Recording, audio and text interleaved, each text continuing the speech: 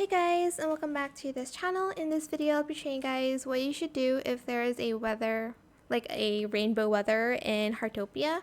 So basically, find Doris and you'll be able to purchase some like exclusive items to just the rainbow weather. So talk to Doris here, fortune store.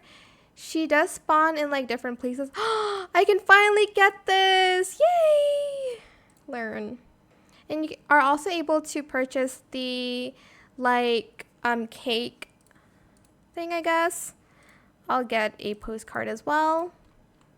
And there's some like sugars. I don't know what it's for though, but I'm just gonna purchase it since she is here anyways.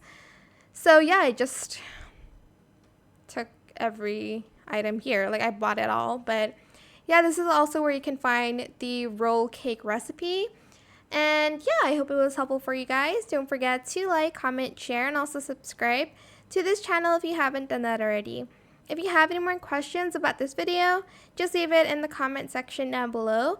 I will try my best to answer them all for you guys. And if you found this video helpful, please click the thanks button as well. That is it. Thank you so much for watching. Bye!